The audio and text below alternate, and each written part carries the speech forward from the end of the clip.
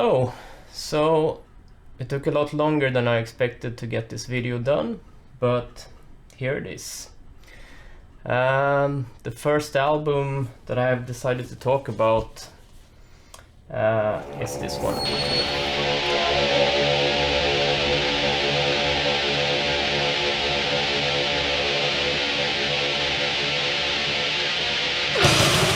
Devilry is the first Funeral Mist release, I guess you could say, apart from demos.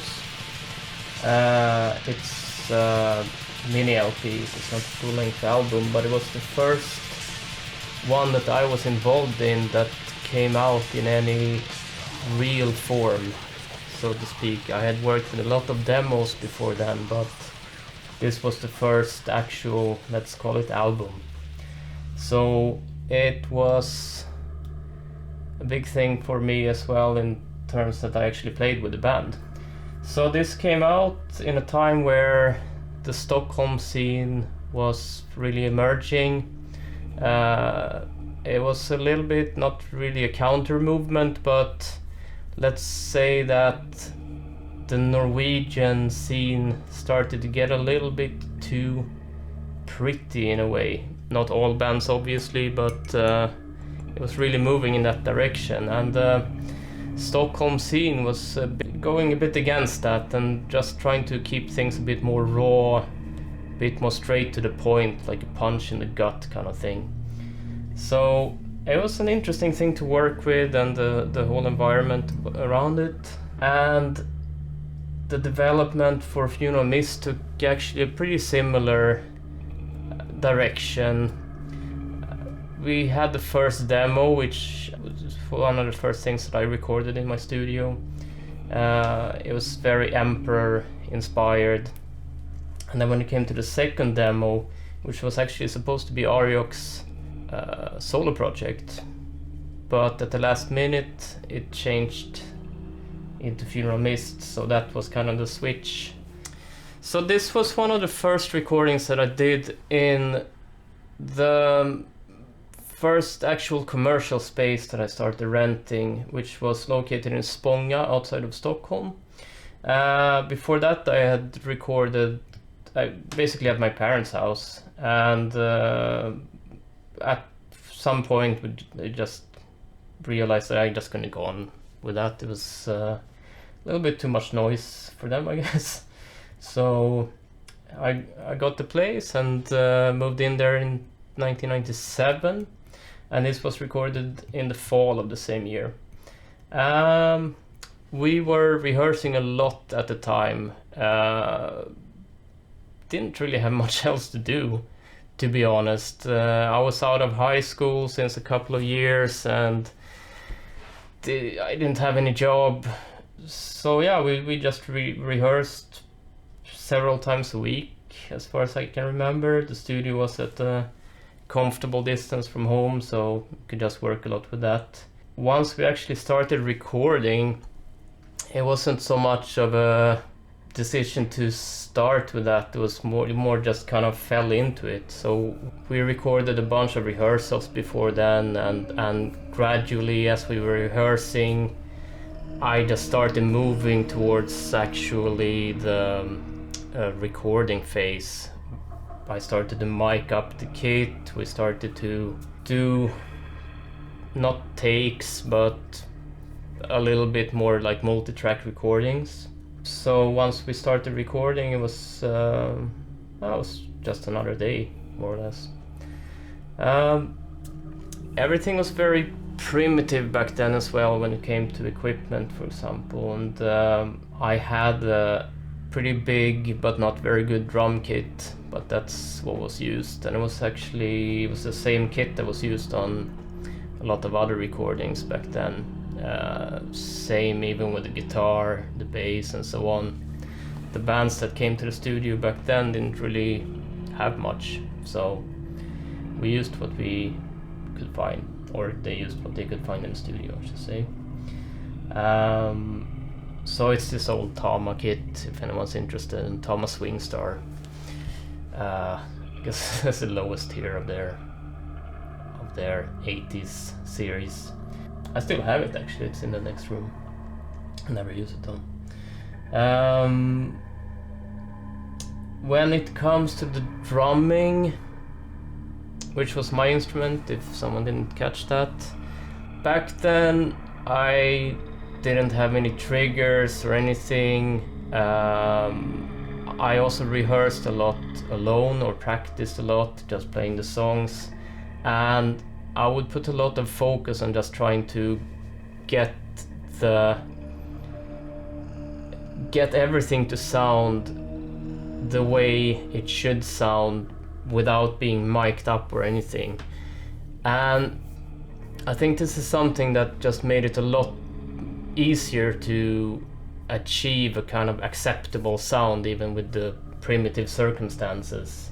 Moving into the actual recording, I think the drums were pretty much just recorded in an evening. No overdubs, nothing like that. I didn't even have the facility to do it. We did maybe 1 or 2 takes of some songs, but I think most of it's just first takes. Yeah, back then I was using an open reel deck, so tape deck. It was Fostex B16, I believe. It was a 16-track tape machine. Same there, was the lowest tier of the Fostex line, I believe, and but it did its job. As for guitars, I was using a Digitech GSP 2101, which I used for everything when it came to guitars, everything when it came to bass. When I became a bit more serious with the studio and when I invested in a bit more equipment, this was one of the first things I bought. I'd been eyeing it in the music store for months, so I thought it was a pretty cool thing to have. So the mixing desk I was using at the time was a Studio Master, I believe it's a British brand. Not very high end, but it did its job. It sounded alright. It had a little bit of a strange EQ setup, I remember. It had a 3-band EQ with 2 parametric bands, which is not all that common. It's much more common, of course, with a 4-band EQ with 2 shelving. Maybe I'm getting a little bit too technical here, but the mics, I think everything was very primitive. From what I remember, I had 2 57s. I had some very cheap Fostex mics. I had 1 condenser, I believe, and some AKG. So yeah, it was this very primitive setup. The drums, old heads, mishmash of different cymbals, different brands. Going back to the thing I mentioned about guitar preamp, I was actually not using any amps back then, so we didn't mic up any amp or anything. It was all lined in. Not uncommon thing to do nowadays, but back then it was maybe not the best choice in hindsight. Things have moved on a lot when it comes to working with lined guitars, so back then the result was maybe not the best, but it works. We recorded this in October of '97, so we did drums, guitars and bass, and then after that was a long break until we started with the vocals, which took place in January of '97. The vocals, and this was the same case with the next recording we did, the vocals took a lot of time. It was a bit tedious in a technical way, since I had to rewind the tape all the time to do overdubs or to do new takes. So it took a bit of extra time if you compare with how things are done nowadays. It was a lot of practical ways of doing things as well. There's glass breaking in one of the songs that was just us throwing glass bottles into the wall. The intro, everything about it was done for real, so to speak. This banging that you hear was the banging on this huge metal door that led into the studio. Little side note, if people don't know, in Sweden we have a lot of bomb shelters. I guess it stems back from Cold War days and being very close to Russia. So there are all these bomb shelters, and the studio was located in one of those. So we had this big, very heavy door. So we were just banging on that, maybe pitch shifting or something, I can't remember exactly.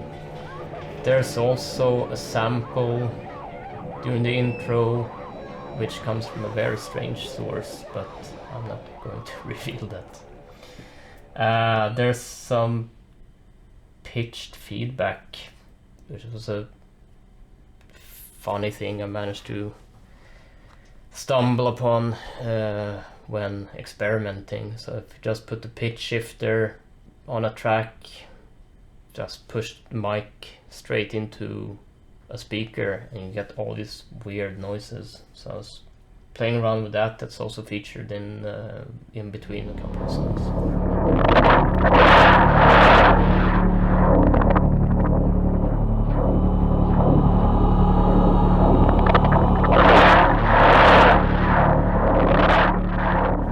So eventually the album came out. I can't remember exactly when, but it took a while, maybe a year or maybe a bit less. The reception at first was a bit slow, but it started growing and started to get some recognition, so that was very cool to see that being able to reach out a little bit outside of the pond, so to speak. And we also talked about doing live shows. Obviously that never happened, unfortunately. The sound of this album is very raw. How it stands against recordings nowadays, I guess I would say it sounds mostly like a demo. But for the time, this was, for me, it was a bit of a step in the direction of something that sounded a little bit more useful. And for what it is, I think it works. So yeah, that's what I can think of when it comes to this album. It's a while ago, so memory fades, but if there's something you feel I missed or something you're wondering about, just put it in the comments below. Also, please subscribe if you want to hear more. I'll try to not take as long to do the next video. And also, as before, just let me know if there's any album in particular that you want me to cover for the next one. So until then, thank you very much for tuning in, and see you soon again.